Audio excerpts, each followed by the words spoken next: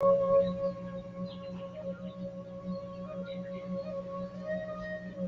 everybody. Good evening. This is Dr. Love coming with you on a Saturday night with a new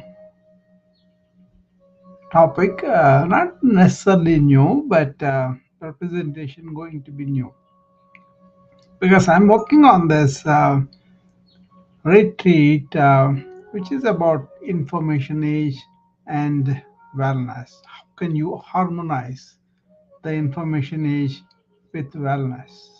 But I believe the information age unwittingly, not deliberately, unwittingly producing a lot of mental health problems, psychological problems, and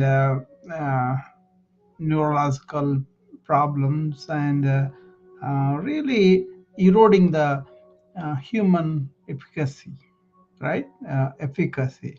So I was going to do a retreat on April 20th and 21st, I think, harmonizing information age and the wellness in this age. How can we address some of the things that are not paid attention by many, but as physicians, as healers, we have a responsibility to bring awareness to this brooding problems, right? Uh, uh, Parents are worried that kids are not being attentive. Parents are worried kids are not really good at forming relationships, and the teachers are worried because they feel like the kids are not paying attention to whatever is going on. So some people are working on this, but very few are really taking it serious. Anyway, I do my bit anyway, so that's a responsibility I feel sometimes. And then I thought I will contribute my way of bringing it to the people that listen to me, that are working with me, and that are asking me questions, right? So it's a good thing that we should pay attention to these things.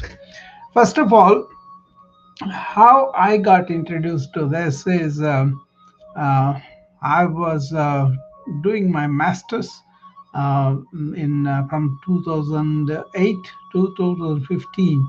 It is an online course. I just needed to go to my university uh, 1 week at a time, twice during the master's course, right? It's a virtual online course that we did, and it was at OHSU, and thoroughly enjoyed the courses because it started with uh, our hospital getting this EMR implementation, and I happened to be on the physician advisory team for the EMR implementation.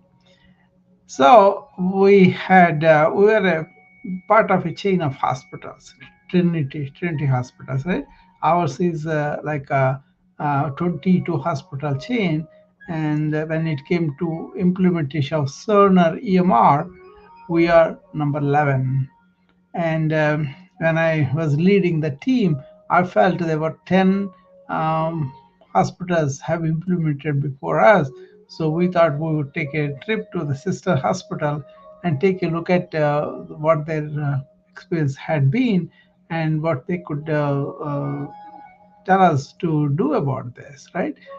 So we went to one hospital in Detroit, and then there was a CMO that is very eager about the EMR, and he was very eager to show us everything that they went through.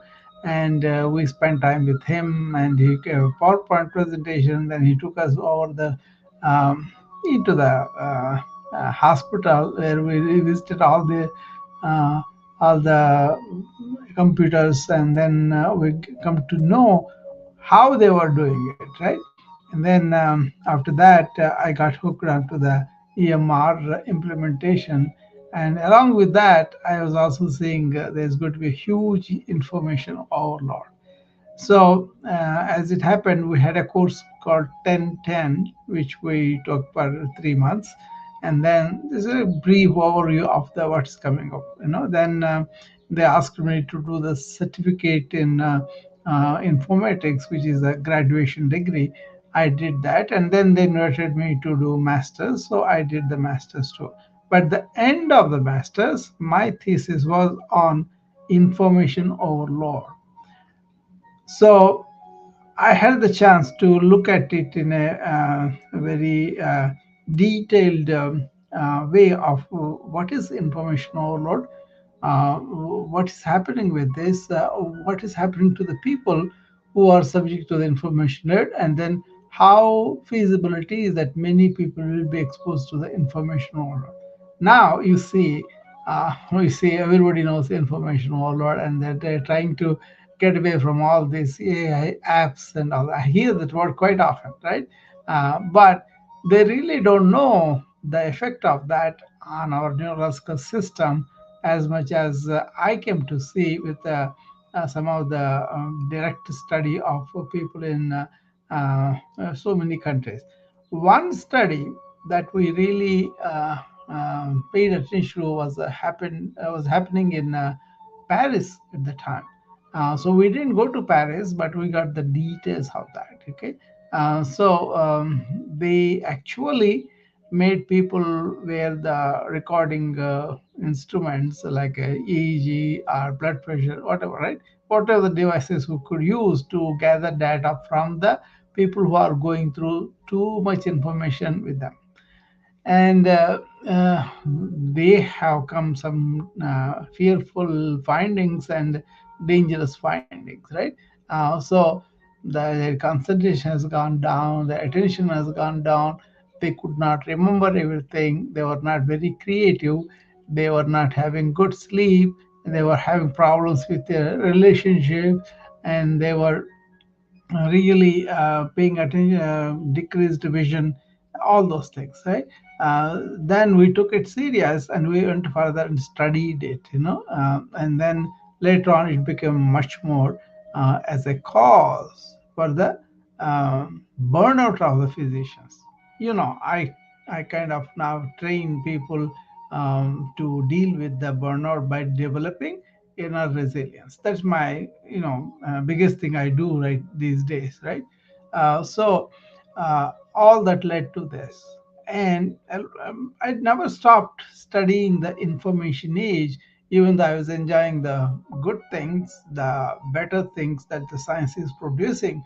Like we got vaccine very quickly because of our informatics, our genome and all that. We were able to study the gene, and from that the technologies to produce the vaccine has changed, and that we were able to get a vaccine within a year, which was unheard of before, right?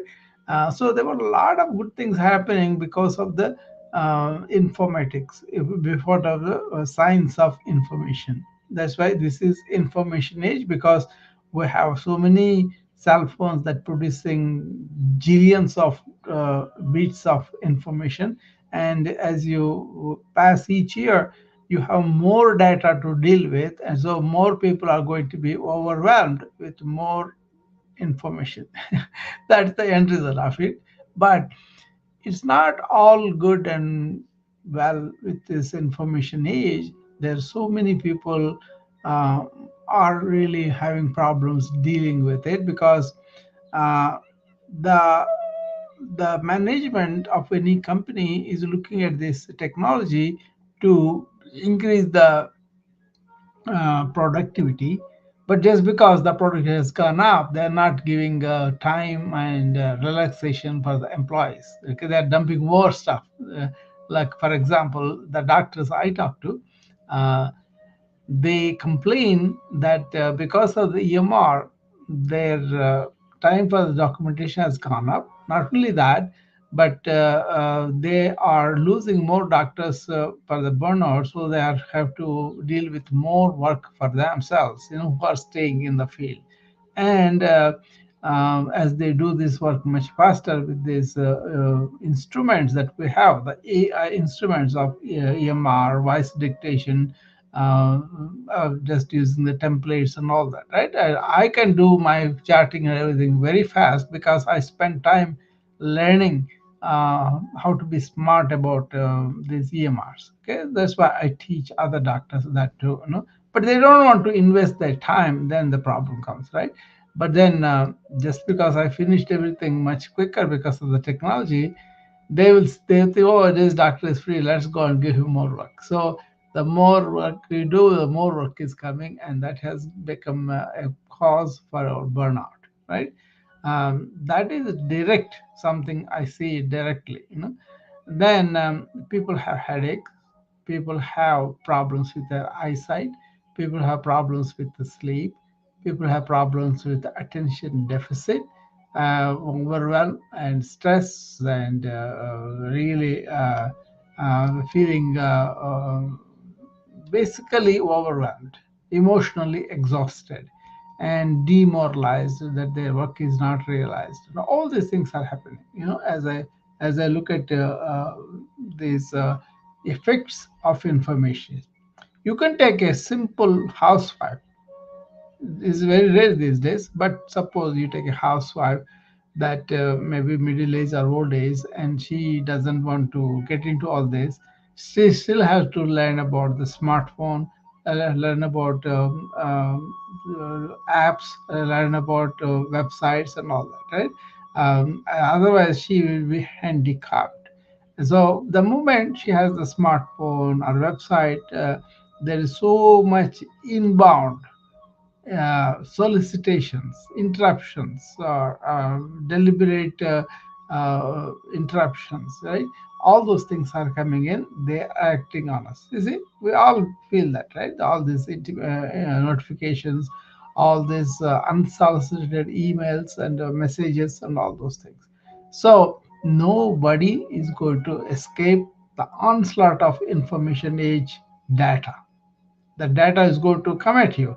They're going to take data from you, from facial recognition. Wherever you are, you will know what it is. So the uh, zillions and trillions of data is going to be produced by both United States and China first. But now China really at it. They are gathering all the data. They know everything about you. Okay, they can see you in the crowd by the face from a very very long distance, and really know what your whereabouts are, what you are doing. It's really frightening if you see the cyber security problems, and so much imposed on people. Okay, and as the AI really blossoms into AGI, artificial general intelligence, right? Then that is going to tell you how you're supposed to feel, how you're supposed to think, how you're supposed to be under the computer, right? That's coming. So if you don't realize that and you don't have to be paranoid, but then you have to devise some kind of how am I going to deal with this? Not only as individual, as people, how we are going to deal with it. Okay, for that, first thing is just pay attention. Pay attention to what's going on. Pay attention to getting educated about what is this information is, what is this onslaught, what is this overwhelming dumping of information on us, and what are the consequences, how the computers are going to be robotic, be doing a lot of stuff for us. That's all good, but then there's one big difference between uh, the technologies before and technologies now. When the technologies before really revolutionized and then created unemployment in a way, they were still listening to us. But this information is technology potentially will be acting on its own. So we may have to listen to it rather the technology is listening to us. That's the biggest change that we are going to have, and people are not really uh, uh, estimating the amount of shift of change in our life is going to happen. Anyway, I don't want to scare you or anything. I'm not scared basically, but I'm saying these information age problems are something to look at. So I thought I will bring that in, and still Remember, I'm going to talk from the mantle of spirituality as the solution, as cause all the problems are caused by our enthusiasm about newer technology, but we always come around and do this. This time we may not be able to control it, but we can understand what it can have on us as human beings, as thinking, feeling, and experiencing people, what kind of effect it will have.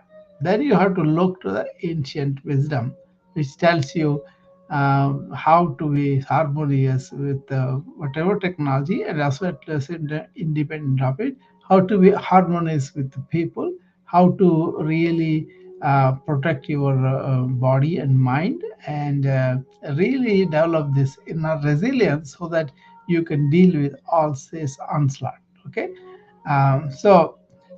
that's what I was intending, and I welcome you guys to participate with me, and then get me your take on it, your perspective on it, and how you are dealing with this, if at all you are dealing with this, or if you have seen anybody going through. Suppose somebody is overloaded, and somebody who had brain fog, somebody had poor concentration, poor attention, not able to sleep, and really not able to take care of themselves very well because they are overwhelmed with the social media likes and comments and all that, right? There's so many things that are happening around us, with us, and to us. So I think I would encourage you to participate in this discussion and contribute. Okay, then you will have more output of good things collectively, right? I will be examining the system. I will be bringing the perspective that I feel that's very good to follow, but it's up to people to take interest and then participate. Okay, um, you can listen if you want to. There's no problem. But if you have something to contribute, please come and tell me about it, and that would be nice. Okay. Now, the first thing, as I told you, the information overload. The second thing is overwhelm. People are stressed and they cannot take anything, but then things are coming at them, right? And then on the other hand, they have this deficit of attention deficit, right? A poor concentration, poor focus, and not able to really handle so many things. Multitasking is itself is a big problem, and headaches very common, worsening eyesight, and then really not able to sleep soundly, and they become irritable, and really take it out on the other people that are their loved ones, and they may not be having a steadiness anything because there is innumerable apps, websites, so many tools that are evolving. Some of them we can't even imagine they're going to be there, and then we have to take some real prudence to see what is important, what is not important, how much we can handle. There are problems with relationships with other people because people are wedded to their phone, and they don't have conversations anymore. They have chats all the time. Even in the same room, same sofa, two kids are sitting down and they are chatting on the phone. I've seen this so many times. Okay, so people enjoying each other company and sitting down and chatting just for the sake of it is a something very rare these days. I remember fondly when we were growing up. We had my friend coming in the evening. We had two chairs on the balcony, and we sit down and talk about this and that, movies, novels, our friends, and the college atmosphere. All those things we used to talk about all the time, and we built up bonds, human relationship bonds, and became real good heart to heart friends, and I still cherish them even now. So that kind of thing is kind of a lost art in these times, right? At least I'm looking at that way. I hope you don't have the same thing everywhere. But if I look at my daughter and son and other friends, that's what we are seeing. Okay, so information age also gives the potential for cyber attacks, right? We are all aware of it, but how much it can be is like a, they can make you from a millionaire to nothing in no time, right? They take all your information, your banking, your assets, your whatever you have, that will be all available to them, and then one breach anywhere can be pretty devastating to the system, right? We have seen that a lot of people have. That's a bigger problem anyway. But I'm going to focus more on what is the effect of this information age on our physical body, mind, and also our emotions. And if you look at the relationships, if you look at the learning capacity, if you look at really reviving your resilience so that you can be handling all the diseases and mind. Okay, so that's what I'm going to do for the next few days. As I said, we're going to plan that retreat where people can come and spend Saturday and Sunday. It's going to be 9 to 4. It's going to have sessions of 20 minutes each, and every 2 to 3 hours we'll have a small break and also a lunch. So that way I can cover a lot of ancient wisdom, lot of modern information problems and solutions. That way people can have a real good idea about uh, what is the armamentarium we're going to build up, the kind of shield that we can build up, so that we can face these evolving problems. They're already there for some people, but it is going to be epidemic as we go into that. Okay, so that's what I was planning. So these meetings are going to be preliminary to that. Okay, as I says, it is going to be the first day, half a day. We're going to introduce a vivid picture of what's going on in the information age, and then we're going to present the problems and a quick review of the problem solutions, and then the next day we're going to go into the harmony of information age with wellness. That means what could potentially be your daily uh, lifestyle, how you can incorporate some solutions from the modern and some solutions from the ancient, and how you can harmonize that so that you will be living more like a quasi spiritual and modern life. Okay, that's the idea, and any feedback from you will be happy to take it.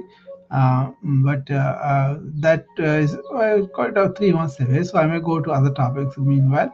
But since I planned this retreat yesterday and then had some preliminary ideas about what to talk about in the first day, what to talk about in the second day, I thought I will do this room today. Okay, so not many people are here, but that's why we will do a few days in a row.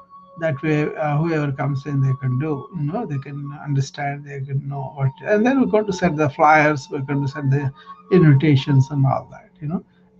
I think this kind of retreat is needed to just get the most out of our daily life. Okay, or if you look at if you want to spiritualize the daily life, this is the something you want to take care of it. Not religious conversion, but bringing the spiritual principles so that we won't become too mechanical and too stressed out because we're too mechanical. Okay, So that's what we are planning, and hopefully people uh, will participate and give me at least some questions. Okay, um, if you are aware of this information age extension, what is coming up, what is going to happen in about in 6 months and 1 year, I think you'll be motivated to learn more of these harmonious things that we are proposing. Okay, as you look more into this kind of thing, you will be happy to participate. Okay. Mm, I'll be running some LinkedIn exclusively live in LinkedIn rooms so that people can converse with me. Here right now, I have only Clubhouse and the Wisdom, that two ways people can come and talk if they want to.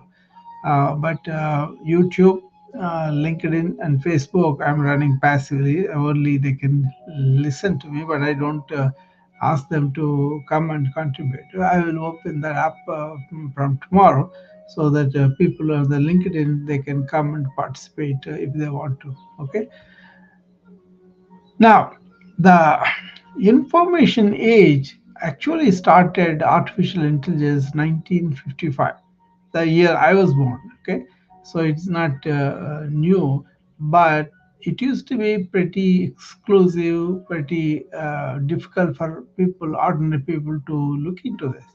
But now it has all changed. So it is in your pocket, in your hand, with a supercomputer, like a smartphone, right? So the potential of invasion of information age has really gone berserk. So anybody can be subjected to this information overload I was talking about earlier. So you get to be really have to pay attention, nothing else, right? Otherwise, this will overwhelm you. This will give you a lot of stress and burnout. And at that time, if you have to go and do it, it could be hard. You know, when somebody comes to me for burnout coaching, how hard it is, because they come with practically no knowledge of how to develop inner resilience for this lifestyles that they have. So they go to the hospital the next day. They know what's going on, what's the problem, but they still don't have that inner resilience because it takes some time for them to evolve.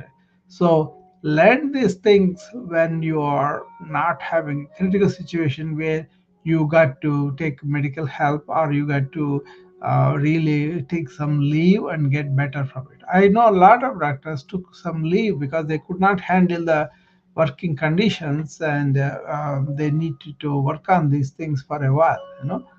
So they have always asked me to train them, and they took some time off and then worked on them intensely, and then got the hang of it, and then they went back to work. That is a not everybody can do that because of so many conditions, right?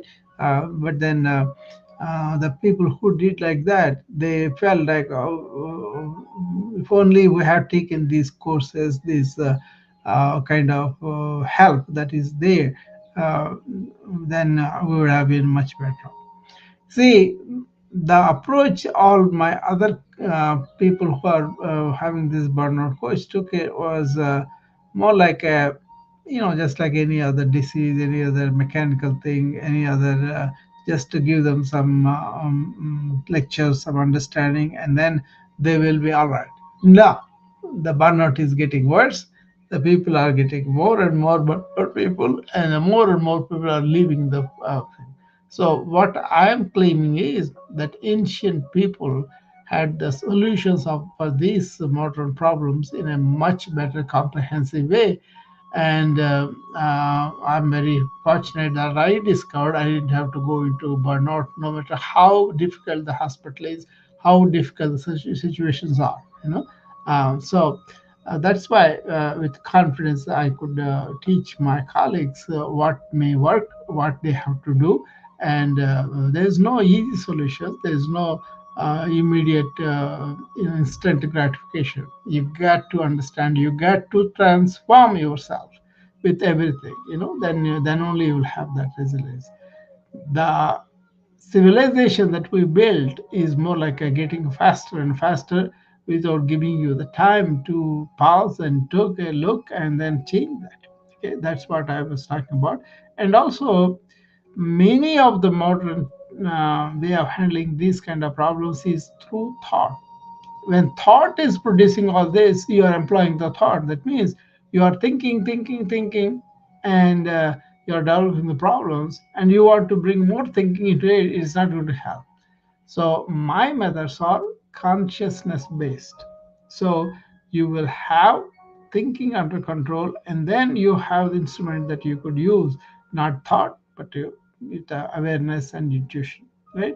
That may sound very esoteric, but then people who are going through the books and courses I kind of worked on, they are very happy that they were able to look at this perspective. Okay. Any questions or anything, you can put it on the chat, or you can come up. I'll be happy to answer them. So this endeavor, this kind of project I took upon, is important from my perspective, and it will be better to handle it now rather than it becomes very, very uh, large scale appearance. Already there's a burnout of the physicians, the nurses is an endemic level. Many people are doing that. So that's why I put so much heart into that. And hopefully I can contribute to that. Okay, already I'm doing it, but many doctors go back to the lifestyle right away, and they are not able to have this firmly established in their system. Okay, that's why start early, do more sincerely, and take serious interest in this kind of thing. And if you have kids, that's much more so, because the kids are getting affected by this smartphone, social media, and especially there was a disturbing study on teenage girls that were really paying attention to Instagram, and that Instagram encouraged these girls to commit suicide more. So they did a study which was published in Atlantica by Daniel Goldman, I think. He kind of proves that the death rate or suicide rate from the time 2014 2018, that's when the smartphone really took off, has gone 189%. Okay, so that's a real problem. Hi Jacob. So it's a real thing. It's a real problem happening, and we're really worried about that. Suicide as a whole has gone up, but then this is a particular thing for the teenagers associated with use of Instagram, where apparently some of the Instagram people encouraged these girls or showed them ways to do their intention of suicide and all that. So that's dastardly, very criminal thing. But then they were doing that to a lot of kids. So as the information age gets much more extensive, we will have less control on these kind of activities on our kids by the nefarious people, right?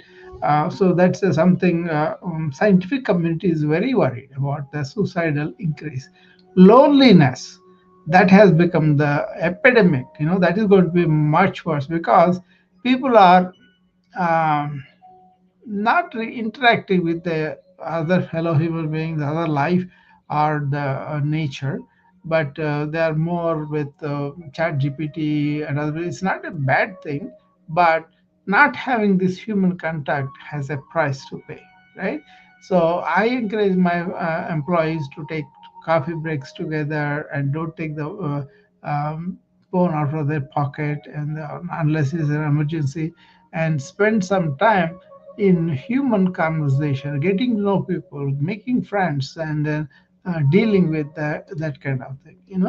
that is getting rare and rare, because you can say with the chat gpt, I think that's a friend, and then you can go on doing a lot of stuff all day.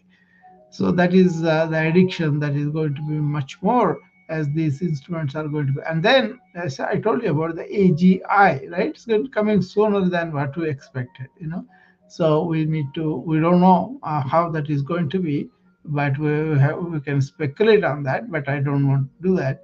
But that's going to be a problem too as we go into this. Okay. Hi Jacob, how are you? I'm good, Dr. I'm just hanging out. Yeah. Yeah, I'm talking about this new thing I come up with, the information age and its effects on us, like information overload, brain fog, all that things that are going on. So I have envisaged a retreat that's going to be on April 20th, 21st. The topic is, how can you harmonize information age and wellness? So, as we are working in the information age with the tools that we're going to come up with, how can we be well? How can we protect our wellness? How do you think about that topic? What do you think? Um, um, I don't know. Hmm. I don't know. It's a deep question, and Yeah. I have some distractions around me at the moment. Okay, okay. That's okay. This is going to be 2 day retreat, and it will be online and on the Zoom. And the sessions will be 20 minutes each. Introduce you to so many solutions, and first introduce the information is all its good and bad, and then how to handle them with some of the ancient wisdom I have, some of the modern things I have, that kind of thing. Okay. So that's the plan, and next few weeks, on and off, I'll do this topic, and also really introduce you more and more on that retreat that we're going to have. And any suggestions, any questions, I will take into account. Okay, but this is something of a role our doctors and other information they are playing. They are bringing out um, the personal suffering or problems they had when they are immersed in this information age, and especially with their kids, and also with themselves too. And as they bring them to me, as I came to know, I have been seeing these cases since 2014 or so. So it's not new to me, but a lot of people act like if they don't exist, they are going on, like suicidal rate increase, like this loneliness rate increase, all those things are real. Okay, people are kind of really elated about the AI, the apps, and what it can do. That's fine, but then you got to also pay attention to what the damage it is doing. Okay, that's what I'm bringing notice to. I love AI for the works it does, but I know the problems. That's why I can leave it and go and walk or take a break in the forest and all those things. So I think that really helps me to handle these things much easier. That's why I only come on this hour, my hour. Rest of the time, I'm not really coming on the rooms like I used to. So I kind of settle down in this room. I can say what I want to say. If people come, that's fine. There are 5 people on the wisdom. There's one Jacob on the clubhouse. That's fine. 6 people I'm talking to. I don't know how many people are there uh, on the LinkedIn, YouTube, and Facebook. Because I only talk to them, I don't really engage with them. Maybe I'll do that from tomorrow. Okay. So all right, it's almost 40 minutes I have been talking about things, and so we will do continuation of this again tomorrow. I hope you have a good weekend. Okay. I'll see you, Jacob. Okay. All right, awesome. Nice to see you, Dr. Have a wonderful evening. You too. Bye. Bye.